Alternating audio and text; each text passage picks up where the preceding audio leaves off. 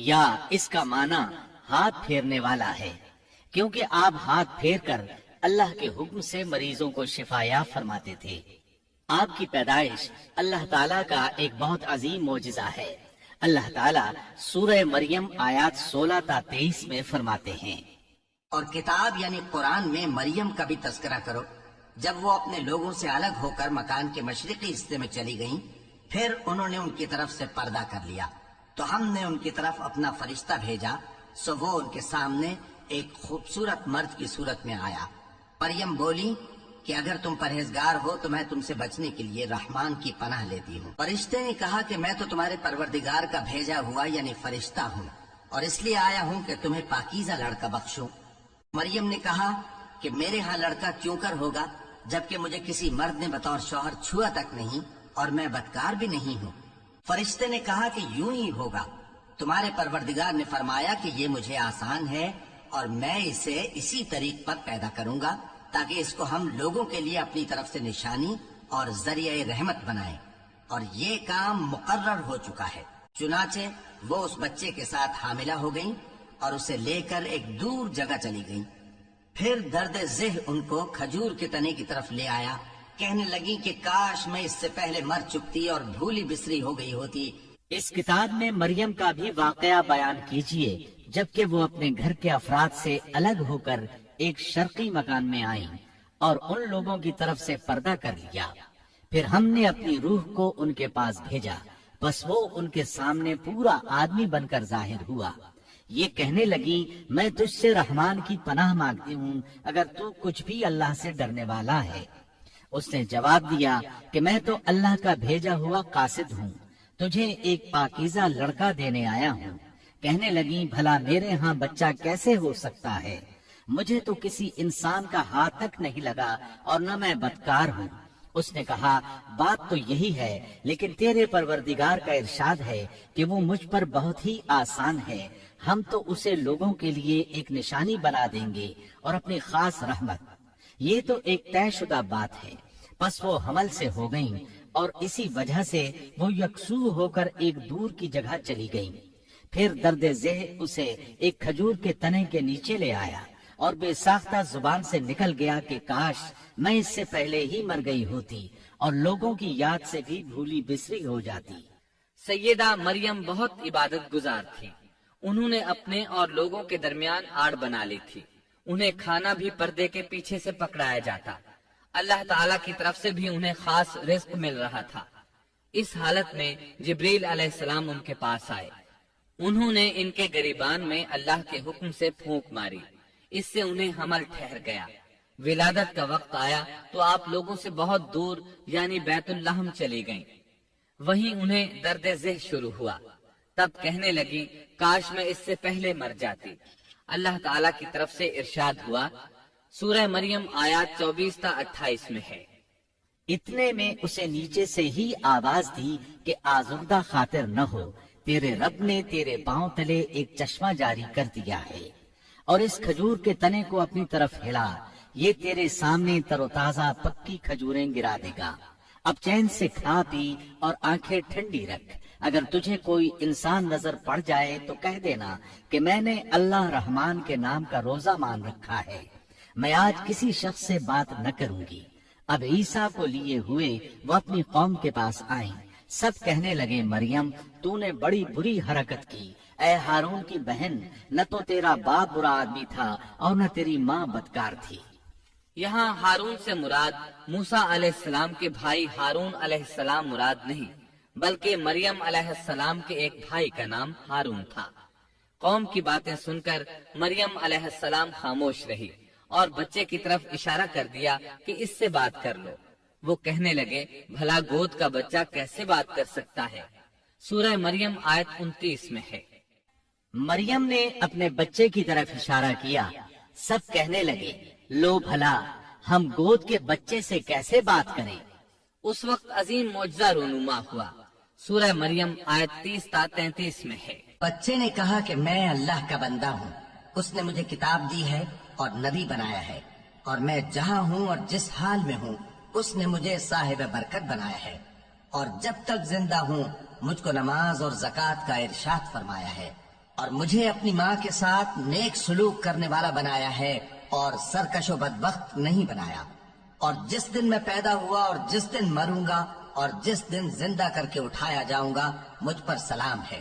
بچہ بول اٹھا، میں اللہ تعالیٰ کا بندہ ہوں، اس نے مجھے کتاب عطا فرمائی اور مجھے اپنا پیغمبر بنایا ہے، اور اس نے مجھے بابرکت کیا ہے جہاں بھی میں ہوں، اور اس نے مجھے نماز اور زکوٰۃ کا حکم دیا ہے جب تک بھی میں زندہ رہوں، اور اس نے مجھے اپنی والدہ کا خدمت گزار بنایا ہے اور مجھے سرکش اور بدبخت نہیں کیا، اور مجھ پر میری پیدائش کے دن اور میری موت کے دن اور جس دن کہ میں دوبارہ زندہ کھڑا کیا جاؤں گا سلام ہی سلام ہے۔ اللہ تعالیٰ نے عیسیٰ علیہ السلام کی اس گفتگو کے بعد فرمایا، یہ مریم کے بیٹے عیسیٰ ہیں، اور یہ سچی بات ہے جس میں لوگ شک کرتے ہیں۔ اللہ کو شایع نہیں کہ کسی کو بیٹا بنائے، وہ پاک ہے۔ جب کسی چیز کا ارادہ کرتا ہے تو اس کو یہی کہتا ہے کہ ہو جا، تو وہ ہو جاتی ہے۔ یہ ہے صحیح واقعہ عیسیٰ ابن مریم کا، یہی وہ حق بات ہے جس میں لوگ شک و شبہ میں مبتلا ہیں۔ اللہ کے لیے اولاد کا ہونا لائق نہیں، وہ تو بالکل پاک ذات ہے۔ وہ تو جب کسی کام کے سر انجام دینے کا ارادہ کرتا ہے تو اسے کہہ دیتا ہے کہ ہو جا، وہ اسی وقت ہو جاتا ہے۔ میرا اور تم سب کا پروردگار صرف اللہ ہی ہے، تم سب اسی کی عبادت کرو، یہی سیدھی راہ ہے۔ اس طرح عیسیٰ علیہ السلام کی ولادت بغیر باپ کے ہوئی۔ اس معجزے کے بعد کئی فرقے گمراہ ہوئے اور کہا کہ مریم اللہ تعالیٰ کی بیوی ہے۔ اس بات کی تردید کرتے ہوئے اللہ تعالیٰ سورۃ الجن آیت 3 میں فرماتے ہیں، اور یہ کہ ہمارے پروردگار کی شان بہت بلند ہے، وہ نہ بیوی رکھتا ہے نہ اولاد، اور یہ کہ ہم میں سے کوئی بے وقوف اللہ کے بارے میں جھوٹ گھڑتا ہے۔ اللہ تعالیٰ سورۃ المائدہ آیات 72 تا 75 میں فرماتے ہیں، بے شک وہ لوگ کافر ہو گئے جن کا قول ہے کہ مسیح ابن مریم ہی اللہ ہے، حالانکہ خود مسیح نے ان سے کہا تھا کہ اے بنی اسرائیل، اللہ ہی کی عبادت کرو جو میرا اور تمہارا سب کا رب ہے۔ یقین مانو کہ جو شخص اللہ کے ساتھ شریک ٹھہراتا ہے اللہ تعالیٰ نے اس پر جنت حرام کر دی ہے، اس کا ٹھکانہ جہنم ہی ہے، اور گناہ گاروں کی مدد کرنے والا کوئی نہ ہوگا۔ وہ لوگ بھی یقیناً کافر ہو گئے جنہوں نے کہا اللہ 3 میں سے تیسرا ہے۔ دراصل اللہ تعالیٰ کے سوا کوئی معبود نہیں۔ اگر یہ لوگ اپنے اس قول سے باز نہ رہے تو ان میں سے جو کفر پر رہیں گے انہیں المناک عذاب ضرور پہنچیں گے۔ یہ لوگ اللہ تعالیٰ کی طرف کیوں نہیں جھکتے اور استغفار کیوں نہیں کرتے؟ اللہ تعالیٰ تو بہت ہی بخشنے والا اور بڑا ہی مہربان ہے۔ مسیح ابن مریم سوائے پیغمبر ہونے کے اور کچھ بھی نہیں۔ ان سے پہلے بھی بہت سے پیغمبر گزر چکے ہیں۔ ان کی والدہ ایک راست باز عورت تھی، دونوں ماں بیٹا کھانا بھی کھایا کرتے تھے۔ آپ دیکھیے کہ کس طرح ہم ان کے سامنے دلیلیں رکھتے ہیں، پھر غور کیجئے کہ کس طرح وہ پھرے جاتے ہیں۔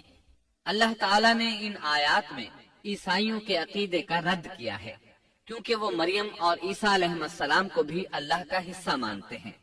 سورہ اخلاص میں بھی ان کے عقیدے کا ان الفاظ میں رد کیا گیا ہے، آپ کہہ دیجئے وہ اللہ ایک ہے، اللہ بے نیاز ہے، نہ اس سے کوئی پیدا ہوا اور نہ وہ کسی سے پیدا ہوا، اور نہ کوئی اس کا ہمسر ہے۔ لوگوں نے جب مریم علیہ السلام پر تہمت لگائی، انہیں بدکار کہا، تب اللہ نے فرمایا، سورۃ النساء آیت 156 میں ہے، اور ان کے کفر کے باعث اور مریم پر بہت بڑا بہتان باندھنے کے باعث ہم نے ان پر لعنت کی۔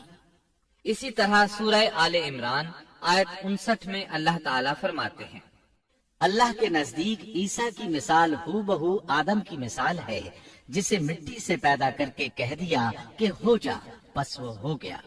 عیسائیوں کا مریم اور عیسیٰ علیہ السلام کے بارے میں یہ بہت بڑا جھوٹ ہے کہ عیسیٰ علیہ السلام اللہ کے بیٹے اور مریم اللہ کی بیوی ہیں۔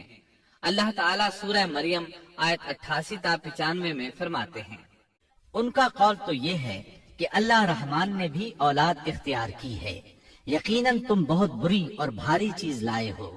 قریب ہے کہ اس بہتان کی وجہ سے آسمان پھٹ جائیں اور زمین شق ہو جائے اور پہاڑ ریزہ ریزہ ہو جائیں کہ وہ رحمان کی اولاد ثابت کرنے بیٹھیں۔ شان رحمان کے لائق نہیں کہ وہ اولاد رکھے۔ آسمانوں اور زمین میں جو بھی ہیں سب کے سب اللہ کے غلام بن کر ہی آنے والے ہیں۔ ان سب کو اس نے گھیر رکھا ہے اور سب کو پوری طرح گن بھی رکھا ہے۔ یہ سارے کے سارے قیامت کے دن اکیلے اس کے پاس حاضر ہونے والے ہیں۔ اللہ تعالیٰ سورۃ الانعام آیت 101 میں فرماتے ہیں، وہ آسمانوں اور زمین کا موجد ہے۔ اللہ تعالیٰ کے ہاں اولاد کہاں ہو سکتی ہے، حالانکہ اس کی کوئی بیوی تو ہے ہی نہیں، اور اللہ تعالیٰ نے ہر چیز کو پیدا کیا ہے اور وہ ہر چیز کو خوب جانتا ہے۔ اسی طرح اللہ تعالیٰ سورۃ الزخرف آیت 81 میں فرماتے ہیں، آپ کہہ دیجئے کہ اگر بالفرض رحمان کی اولاد ہوتی تو میں سب سے پہلے عبادت کرنے والا ہوتا۔ مطلب یہ کہ تم بغیر کسی دلیل کے ایسی بات کہے جا رہے ہو۔ عیسیٰ علیہ السلام پرورش پاتے رہے۔ آپ کی پرورش بیت اللحم میں ہوئی۔ آپ نے بچپن ہی میں کافی علم حاصل کر لیا، کیونکہ آپ کو اور آپ کی والدہ کو اللہ تعالیٰ نے جہان والوں کے لیے اپنی قدرت کی نشانی ٹھہرایا ہے۔ اللہ تعالیٰ سورۃ المومنون آیت 50 میں فرماتے ہیں، اور ہم نے ابن مریم اور ان کی والدہ کو ایک نشانی بنایا اور ان دونوں کو بلند اور صاف قرار والی اور جاری پانی والی جگہ میں پناہ دی۔ علماء کہتے ہیں کہ مریم علیہ السلام بیت اللحم سے بیت المقدس کی طرف منتقل ہو گئیں۔ بیت المقدس کے پاس ایک اونچی جگہ تھی، اس میں پانی کا چشمہ بھی تھا اور پھل بھی تھے۔ عیسیٰ علیہ السلام بڑے ہو گئے، ان میں علم و حکمت اور اصلاح کی علامات واضح ہو رہی تھی، لیکن ابھی تک آپ کو نبوت نہیں ملی تھی، یہاں تک کہ آپ کی عمر 30 سال ہو گئی۔ تب اللہ تعالیٰ نے آپ کو انجیل عطا فرمائی۔ اس کے بعد آپ نے اللہ کے رسول کی حیثیت سے دین کی دعوت شروع کی۔ اللہ تعالیٰ سورۃ المائدہ آیت 46 میں فرماتے ہیں، اور ہم نے ان کے پیچھے عیسیٰ ابن مریم کو بھیجا جو اپنے سے پہلے کی کتاب تورات کی تصدیق کرنے والے تھے، اور ہم نے انہیں انجیل عطا فرمائی جس میں نور اور ہدایت تھی، اور وہ اپنے سے پہلے کی کتاب تورات کی تصدیق کرتی تھی اور پرہیزگار لوگوں کے لیے سراسر ہدایت اور نصیحت تھی۔ اکثر مفسرین کا اس پر اتفاق ہے کہ عیسیٰ علیہ السلام کو 30 سال کی عمر میں انجیل عطا کی گئی، ساتھ ہی اللہ تعالیٰ نے انہیں عظیم معجزات عطا فرمائے۔ سورہ آل عمران آیت 48 اور 49 میں اللہ تعالیٰ فرماتے ہیں، اور اللہ اسے لکھنا اور حکمت اور تورات اور انجیل سکھلائے گا، اور وہ بنی اسرائیل کی طرف رسول ہوگا کہ میں تمہارے پاس تمہارے رب کی نشانی لایا ہوں۔ میں تمہارے لیے پرندے کی شکل کی طرح مٹی کا پرندہ بناتا ہوں، پھر اس میں پھونک مارتا ہوں تو وہ اللہ تعالیٰ کے حکم سے پرندہ بن جاتا ہے، اور اللہ کے حکم سے میں مادرزاد اندھے کو اور کوڑھی کو اچھا کر دیتا ہوں اور مردے کو جلا دیتا ہوں، اور جو کچھ تم کھاؤ اور جو اپنے گھروں میں ذخیرہ کرو میں وہ تمہیں بتا دیتا ہوں۔ اس میں تمہارے لیے بہت بڑی نشانی ہے اگر تم ایماندار ہو۔ اس طرح عیسیٰ علیہ السلام بنی اسرائیل کی طرف مبعوث ہوئے۔ تمام نبی کسی خاص قوم کی طرف مبعوث ہوئے ہیں، جبکہ نبی اکرم صلی اللہ علیہ وسلم تمام انسانوں اور جنوں کے لیے رسول بنا کر بھیجے گئے۔ یہ آپ کی خصوصیات میں سے ایک امتیازی خصوصیت ہے۔ اللہ تعالیٰ نے عیسیٰ ابن مریم علیہ السلام کو عظیم معجزات عطا فرمائے۔ پیدائشی اندھا بینا ہو جاتا، کوڑھی کا کوڑھ دور ہو جاتا، برس والے کے جسم پر ہاتھ پھیر دیتے تو اس کا برس ختم ہو جاتا، مٹی کے پرندے بنا کر پھونک مارتے تو وہ اڑنے لگتے۔ لیکن سب سے بڑا معجزہ اللہ تعالیٰ نے آپ کو یہ عطا فرمایا کہ آپ نے اللہ کے حکم سے مردوں کو زندہ کیا۔ سورہ آل عمران آیت 50 اور 51 میں ہے، اور میں تورات کی تصدیق کرنے والا ہوں جو مجھ سے پہلے ہے، اور میں اس لیے آیا ہوں کہ تم پر بعض وہ چیزیں حلال کر دوں جو تم پر حرام کر دی گئی ہیں، اور میں تمہارے پاس تمہارے رب کی نشانیاں لایا ہوں، اس لیے تم اللہ سے ڈرو اور میری فرمانبرداری کرو۔ یقین مانو کہ میرا اور تمہارا رب اللہ ہی ہے، تم سب اسی کی عبادت کرو، یہی سیدھی راہ ہے۔ لوگوں نے تمام نشانیاں دیکھی لیکن پھر بھی کفر پر ڈٹے رہے، عیسیٰ علیہ السلام کی تکذیب کرتے رہے۔ اللہ تعالیٰ سورہ آل عمران آیت 52 میں فرماتے ہیں، مگر جب عیسیٰ نے ان کا کفر محسوس کر لیا تو کہنے لگے اللہ کی راہ میں میری مدد کرنے والا کون ہے؟ حواریوں نے جواب دیا کہ ہم اللہ کی راہ کے مددگار ہیں، ہم اللہ پر ایمان لائے اور آپ گواہ رہیے کہ ہم تابعدار ہیں۔ سورۃ الصف میں اللہ تعالیٰ عیسیٰ علیہ السلام کی زبانی فرماتے ہیں کہ انہوں نے ایمانداروں کو مخاطب کر کے کہا، اے ایمان والو، تم اللہ کے مددگار بن جاؤ، جس طرح مریم کے بیٹے عیسیٰ نے حواریوں سے فرمایا کہ کون ہے جو اللہ کی راہ میں میرا مددگار بنے؟ حواریوں نے کہا ہم اللہ کی راہ میں مددگار ہیں۔ پس بنی اسرائیل میں سے ایک جماعت تو ایمان لے آئی اور ایک جماعت نے کفر کیا، تو ہم نے مومنوں کی ان کے دشمنوں کے مقابلے میں مدد فرمائی، پس وہ غالب آ گئے۔ اس کے بعد اللہ تعالیٰ نے دین عیسوی کو یہودیوں کے مذہب پر غالب کر دیا۔ جب لوگوں نے کفر کیا اس وقت صرف حواری آپ پر ایمان لائے تھے، ان کی تعداد صرف 12 تھی۔ بعد میں دین عیسوی کو اللہ تعالیٰ نے مکمل طور پر غلبہ عطا فرمایا۔ حواری ایمان ضرور لائے تھے لیکن ان میں کسی قدر تردد تھا۔ اللہ تعالیٰ سورۃ المائدہ آیت 111 تا 115 میں فرماتے ہیں، اور جب میں نے حواریوں کو حکم دیا کہ تم مجھ پر اور میرے رسول پر ایمان لاؤ، انہوں نے کہا ہم ایمان لائے اور آپ گواہ رہیے کہ ہم پورے فرما بردار ہیں۔ وہ وقت یاد کے قابل ہے جبکہ حواریوں نے عرض کیا اے عیسیٰ ابن مریم، کیا آپ کا رب ایسا کر سکتا ہے کہ ہم پر آسمان سے ایک خوان نازل فرما دے؟ آپ نے فرمایا کہ اللہ سے ڈرو اگر تم ایماندار ہو۔ وہ بولے کہ ہم یہ چاہتے ہیں کہ اس میں سے کھائیں اور ہمارے دلوں کو پورا اطمینان ہو جائے اور ہمارا یہ یقین اور بڑھ جائے کہ آپ نے ہم سے سچ بولا ہے اور ہم گواہی دینے والوں میں سے ہو جائے۔ عیسیٰ ابن مریم نے دعا کی کہ اے اللہ، اے ہمارے پروردگار، ہم پر آسمان سے کھانا نازل فرما کہ وہ ہمارے لیے یعنی ہم میں جو اول ہیں اور جو بعد ہیں سب کے لیے ایک خوشی کی بات ہو جائے اور تیری طرف سے ایک نشان ہو جائے، اور تو ہم کو رزق عطا فرما دے اور تو سب عطا کرنے والوں سے اچھا ہے۔ حق تعالی نے ارشاد فرمایا کہ میں وہ کھانا تم لوگوں پر نازل کرنے والا ہوں، پھر جو شخص تم میں سے اس کے بعد کفر کرے گا تو میں اس کو ایسی سزا دوں گا کہ وہ سزا دنیا جہان والوں میں سے کسی کو نہ دوں گا۔ اور یہ اللہ تعالیٰ کی سنت ہے کہ جب منہ مانگا معجزہ آ جائے اور اس کے بعد بھی لوگ کفر کریں تو وہ تمام لوگ ہلاک کر دیے جاتے ہیں۔ آخر کار وہ کھانا اترنے لگا، انہوں نے اس کھانے کو کھایا اور ایمان پر قائم رہے، البتہ ان میں سے ایک نے خیانت کی، اس کا ذکر آگے آئے گا۔ ان مسلسل معجزات کا لوگوں میں چرچا ہونے لگا۔ یہودی عالموں اور بادشاہوں کو اس بات کی فکر ستا رہی تھی کہ لوگ ان کی پیروی چھوڑ کر عیسیٰ ابن مریم علیہ السلام کے پیروکار بن رہے ہیں، گویا ان کی حکومت ڈگمگا رہی تھی، دنیاوی بادشاہت بھی ہاتھ سے نکل رہی تھی اور دینی امور کی قیادت سے بھی ہاتھ دھونے پڑ رہے تھے۔ یہ صورتحال دیکھ کر یہودی عالم یہودی بادشاہ کے پاس گئے، اسے عیسیٰ علیہ السلام کے بارے میں خوف زدہ کرنے لگے، کہنے لگے وہ خود کو یہود کا بادشاہ خیال کرتا ہے اور دعویٰ کر رہا ہے کہ جلد تم سے بادشاہت چھین لے گا۔ بادشاہ کو اپنی حکومت کی پڑ گئی، اس نے حکم دیا اسے سولی پر چڑھا دو۔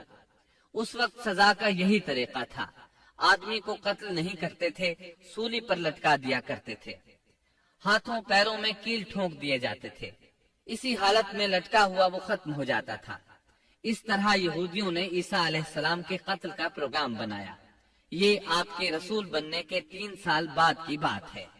انجیل متی کے مطابق یہودیوں نے جس شخص کو عیسیٰ علیہ السلام کے خلاف ابھارا تھا وہ روم کا گورنر تھا، اس کا نام پونتس پیلاطس تھا۔ اس نے اپنے سپاہیوں سے مل کر عیسیٰ علیہ السلام کو گرفتار کرنے کی سازش تیار کی اور عیسیٰ علیہ السلام کے ایک شاگرد یہودا اسکریوتی کو 30 دینار پر جاسوسی کے لیے تیار کر لیا۔ ان دنوں عیسیٰ علیہ السلام مذہبی تہوار فصح منانے بیت المقدس آئے ہوئے تھے۔ یہاں عیسیٰ علیہ السلام نے کھانا کھایا اور اپنے 11 شاگردوں سمیت شہر سے باہر کتسمنی نامی ایک جگہ پر رات گزارنے کے لیے تشریف لے گئے۔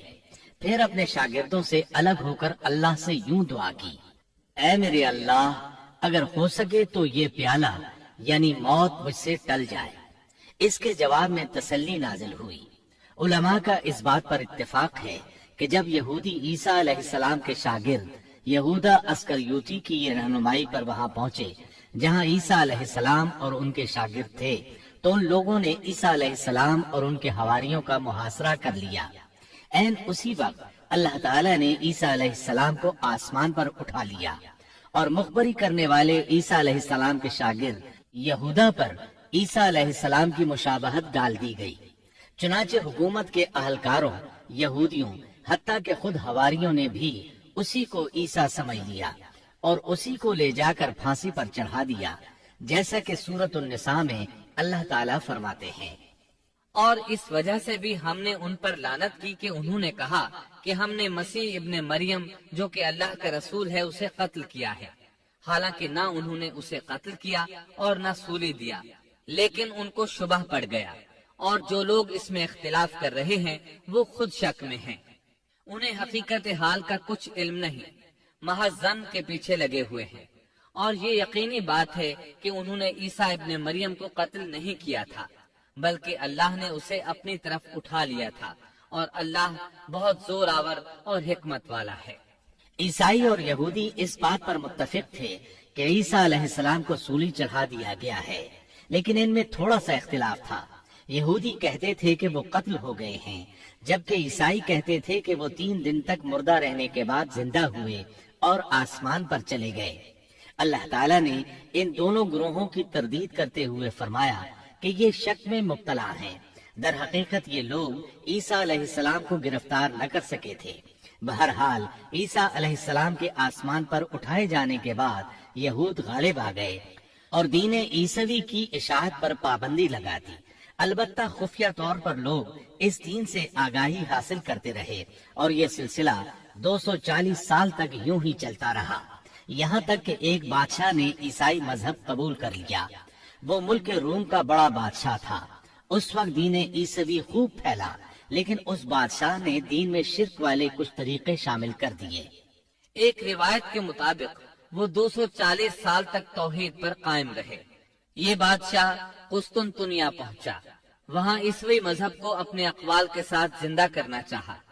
इस बादशाह ने उलमा, दुर्वेशों और पादरियों को मुंतखब किया। उस वक्त ज़ाहिरी और वाज़ेह कुफ्र के दरवाजे खुल गए। फिर ईसाइयों के 3 फिरके बन गए। एक कहने लगा, हमारे दरमियान अल्लाह ने अपनी मर्जी के मुताबिक कुछ अरसा क़याम किया, फिर आसमान पर चला गया। इन लोगों को याकूबिया कहते हैं। दूसरे गिरोह ने कहा, हमारे दरमियान अल्लाह के बेटे ने जब तक चाहा क़याम किया और फिर अल्लाह ने उसे अपनी तरफ उठा लिया। इन्हें नस्तूरिया कहते हैं और उनकी कसरत हुई। अक्सर नसारा का यही अकीदा था। और तीसरा फिरका कहने लगा, हमारे दरमियान अल्लाह की मंशा के मुताबिक कुछ अरसे तक अल्लाह का बंदा और उसका रसूल रहा, फिर उसे अल्लाह ने अपनी तरफ उठा लिया और यही लोग दर हकीकत मुसलमान थे। इन्हें मुवाहिदा कहते हैं। इनकी इंजील में शिर्क अब तक नहीं पाया जाता। इनकी इंजील का नाम इंजील बरनाबास है। नसारा का ये फिरका सबसे कलील तादाद में है। इब्ने अब्बास रजी अल्लाह अन्हुमा कहते हैं, उन दोनों फिरकों ने तीसरे फिरके पर धावा बोलकर उनमें अक्सर को कत्ल कर दिया। फिर इस्लाम इसी तरह तन्हा, गरीब और कमजोर रहा, यहाँ तक कि रसूलुल्लाह सल्लल्लाहु अलैहि वसल्लम की बेइज्जत हुई। अल्लाह ताला सूरत उस-सफ आयत 14 में फरमाते हैं, तो हमने मोमिनों की उनके दुश्मनों के मुकाबले पर मदद की, बस वो गालिब आ गए। सूरत उन-निसा आयत 157 में अल्लाह ताला का फरमान है, और उनके यूं कहने के बायस कि हमने अल्लाह के रसूल ईसा इब्ने मरियम को कत्ल कर दिया, हालांकि न तो उन्होंने उसे कत्ल किया न सूली पर चढ़ाया, बल्कि उनके लिए वही सूरत बना दी गई थी। यकीन जानो कि ईसा के बारे में इख्तिलाफ करने वाले उनके बारे में शक में हैं। उन्हें हकीकत हाल का कोई इल्म नहीं है। वो महज जन के पीछे लगे हुए हैं। इतना यकीनी है कि उन्होंने उसे कत्ल नहीं किया। अल्लाह ताला ने ईसा अलैहिस्सलाम को क़यामत की एक निशानी करार दिया। सूरत ज़ुख़रुफ़ आयत 61 में है, और यकीनन ईसा क़यामत की अलामत है। बस तुम क़यामत के बारे में शक न करो और मेरी फरमाबरदारी करो, यही सीधी राह है।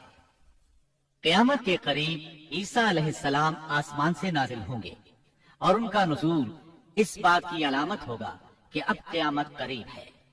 عیسیٰ علیہ السلام اور نبی کریم صلی اللہ علیہ وسلم کے درمیان اور کوئی نبی نہیں ہے۔ اس لحاظ سے نبی کریم صلی اللہ علیہ وسلم لوگوں سے زیادہ عیسیٰ علیہ السلام کے قریب ہیں، جیسا کہ مسند احمد کی ایک حدیث میں ہے۔ نبی اکرم صلی اللہ علیہ وسلم نے فرمایا، انبیاء کرام سب ایک باپ کے بیٹے بھائی کی طرح ہیں، مائیں جدا جدا اور دین ایک ہے، اور تمام لوگوں سے زیادہ عیسیٰ کے نزدیک میں ہوں، کیونکہ میرے اور ان کے درمیان کوئی نبی نہیں ہے۔ نبی کریم صلی اللہ علیہ وسلم اور عیسیٰ علیہ السلام کی درمیانی مدت قریباً 560 سال ہے۔ آپ فرماتے ہیں وہ بہت جلد نازل ہوں گے، جب تم انہیں دیکھو گے تو پہچان لوگے۔ وہ درمیانے قد کے ہیں، ان کا چہرہ سفید اور سرخی مائل ہے، ان کے سر کے بال سیدھے ہیں، ان کے بالوں سے پانی کے قطرے گرتے محسوس ہوں گے، حالانکہ ان کا سر بالکل خشک ہوگا۔ وہ مسجد دمشق کے سفید منارے پر اتریں گے، صلیب کو توڑ دیں گے، خنزیر کو قتل کر دیں گے، جزیے کو ختم کر دیں گے، عیسائیت سمیت تمام باطل دینوں کو ختم کر دیں گے، نصرانیت کی تمام علامات مثلا صلیب اور خنزیر کا خاتمہ کر دیں گے۔ ان کے زمانے میں تمام مذہب ختم ہو جائیں گے، صرف اسلام باقی رہ جائے گا۔ دجال کو بھی اللہ عیسیٰ علیہ السلام کے ہاتھوں قتل کرا دیں گے۔ پوری زمین پر صرف اسلام ہوگا، ساری زمین امن کا گہوارہ بن جائے گی، یہاں تک کہ بکری اور شیر مل کر زندگی بسر کریں گے، بچے سانپوں سے کھیلیں گے، کوئی کسی کو تکلیف نہیں پہنچائے گا۔ عیسیٰ علیہ السلام زمین پر 40 سال قیام کریں گے، پھر آپ کی وفات ہو جائے گی۔ مسلمان آپ کی نماز جنازہ ادا کر کے آپ کو دفن کریں گے۔ قیامت کے دن اللہ تعالیٰ ان سے فرمائیں گے، سورۃ المائدہ آیات 116 اور 117 میں ہے، اور وہ وقت بھی قابل ذکر ہے جب اللہ فرمائے گا کہ عیسیٰ ابن مریم، کیا تم نے ان لوگوں سے کہا تھا کہ مجھے اور میری ماں کو بھی اللہ کے علاوہ معبود قرار دے لو؟ عیسیٰ عرض کریں گے کہ تو پاک ہے، مجھے کسی طرح لائق نہ تھا کہ میں ایسی بات کہتا جس کے کہنے کا مجھے کوئی حق نہیں۔ اگر میں نے کہا ہوگا تو تجھے اس کا علم ہوگا، تو میرے دل کے اندر کی بات بھی جانتا ہے، اور جو کچھ تیرے نفس میں ہے میں اس کو نہیں جانتا۔ تمام غیبوں کا جاننے والا تو ہی ہے۔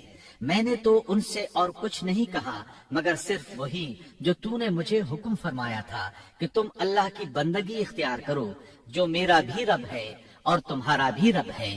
میں ان پر گواہ رہا جب تک ان میں رہا، پھر جب تو نے مجھے اٹھا لیا تو ہی ان پر نگران تھا، اور تو ہر چیز کی پوری خبر رکھتا ہے۔ اللہ تعالیٰ اہل کتاب کو مخاطب کر کے سورۃ النساء آیات 171 اور 172 میں فرماتے ہیں، اے اہل کتاب، اپنے دین کی بات میں حد سے نہ بڑھو اور اللہ کے بارے میں حق کے سوا کچھ نہ کہو۔ مسیح یعنی مریم کے بیٹے عیسیٰ بس اللہ کے رسول ہی تھے اور اس کا خاص حکم تھے جو اس نے مریم کی طرف بھیجا تھا، اور اس کی طرف سے ایک روح تھے۔ تو اللہ اور اس کے رسولوں پر ایمان لاؤ اور یہ نہ کہو کہ خدا تین ہے۔ اس اعتقاد سے باز آؤ کہ ایسا کرنا تمہارے حق میں بہتر ہے۔ اللہ ہی معبود واحد ہے اور اس سے پاک ہے کہ اس کی اولاد ہو۔ جو کچھ آسمانوں میں اور جو کچھ زمین میں ہے سب اسی کا ہے، اور اللہ ہی کارساز کافی ہے۔ سیدنا عیسیٰ علیہ السلام کو اللہ تعالیٰ نے کتاب انجیل عطا فرمائی تھی۔ یہ کتاب بس تورات ہی کی درست شکل تھی۔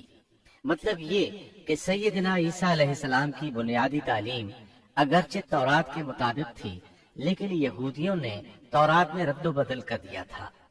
اس لیے اللہ تعالیٰ نے سیدنا عیسیٰ علیہ السلام کو انجیل عطا فرمائی۔ سیدنا عیسیٰ علیہ السلام کو نبوت ملی تو آپ نے ان سب کی اصلاح کی کوششیں شروع کی۔ اس وقت کے یہودی بھی 4 طبقات میں بٹ گئے تھے۔ ان کے عقائد وہ نہیں رہے تھے جو موسیٰ علیہ السلام نے انہیں دیے تھے۔ آپ نے ان سب کے عقائد کا جائزہ لیا اور ان کی اصلاح کے لیے اپنی زندگی وقف کر دی، لیکن ان بدبختوں نے آپ کی باتیں ماننے سے یکسر انکار کر دیا۔ نہ صرف یہ کہ تعلیمات کا انکار کیا بلکہ آپ کے دشمن بھی ہو گئے۔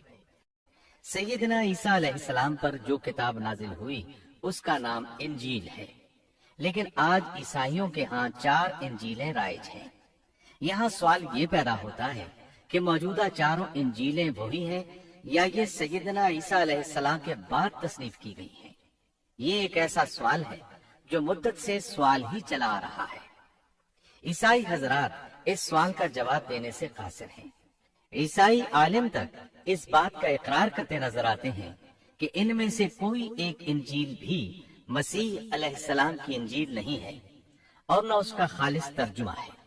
موجودہ انجیلوں کے بارے میں عیسائیوں کے ہاں کوئی ایسی سند موجود نہیں جس کی بنا پر وہ کہہ سکیں کہ ان کی روایات کا سلسلہ سیدنا عیسیٰ علیہ السلام یا ان کے شاگردوں تک پہنچتا ہے۔ خود عیسائیت کی مذہبی تاریخ اس بات کی گواہ ہے کہ پہلی صدی عیسوی سے چوتھی صدی عیسوی کے شروع تک عیسائیوں میں 21 سے زیادہ انجیلیں الہامی یقین کی جاتی تھیں، لیکن 325 عیسوی میں ان میں سے 4 کو منتخب کر کے باقی کو غیر مستند قرار دے دیا گیا۔ 4 انجیلوں کا یہ انتخاب بھی کسی تاریخی یا علمی بنیاد پر نہیں کیا گیا تھا، بلکہ اس کے لیے ایک طرح کی فال نکالی گئی تھی۔ اس فال کو الہامی اشارہ سمجھ لیا گیا تھا۔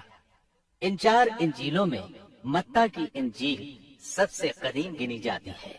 اس کے باوجود عیسائیوں کے پرانے عالم یہ بات تسلیم کرتے ہیں کہ یہ انجیل متی اصلی نہیں بلکہ اس کا ترجمہ ہے، اس لیے کہ اصل کتاب عبرانی زبان میں تھی جو اب ناپید اور ضائع ہو گئی ہے، اور موجودہ ترجمے کے بارے میں قطعی طور پر یہ نہیں کہا جا سکتا کہ یہ اصل زبان کا ترجمہ ہے، جبکہ مترجم کا نام تک معلوم نہیں اور نہ یہ پتا ہے کہ ترجمہ ہوا کے زمانے میں تھا۔ دوسری انجیل مرقس کی انجیل ہے۔ اس کے بارے میں مشہور عیسائی عالم پطرس گوماگ اپنی کتاب میں مرقس کے سوانح حیات پر لکھتا ہے کہ یہ نسلاً یہودی تھا اور عیسیٰ علیہ السلام کے حواری پطرس کا شاگرد تھا۔ جب رومیوں نے عیسائیت اختیار کر لی تو اس نے ان کے مطالبے پر یہ انجیل تصنیف کی۔ وہ سن 68 عیسوی میں اسکندریہ کے قید خانے میں بت پرستوں کے ہاتھوں قتل ہوا۔ تیسری انجیل لوقا کی انجیل ہے۔ عیسائی عالموں میں متی کی انجیل کے بارے میں جتنے اختلافات ہیں ان سے زیادہ لوقائی انجیل میں موجود ہے۔ خود لوقا نے اپنی انجیل کے بارے میں لکھا ہے کہ یہ انجیل اس نے شاہ فیلس کے ساتھ خط و کتابت کی بنیاد پر لکھی ہے۔ وہ اسے مخاطب کر کے لکھتا ہے کہ سچ کی باتیں جن لوگوں نے کانوں سے سنی تھی انہوں نے ہم تک جس طرح پہنچائی ہیں ان کو بہت سے لوگ ہم سے نقل کر رہے ہیں، اس لیے میں ضروری سمجھتا ہوں کہ ان کو خود ہی صحیح طریقے پر کر دوں تاکہ تمہیں صحیح حقیقت معلوم ہو جائے۔ اس سے صاف معلوم ہوتا ہے کہ لوقا نے سیدنا مسیح علیہ السلام کا زمانہ نہیں پایا۔ اس کے ساتھ عیسائی عالم یہ بھی بیان کرتے ہیں کہ لوقا کی انجیل مرقس کی انجیل کے بعد وجود میں آئی اور پطرس اور پولس کے مرنے کے بعد تصنیف کی گئی ہے۔ دراصل لوقا انطاکیہ شہر میں طب کا پیشہ کرتا تھا۔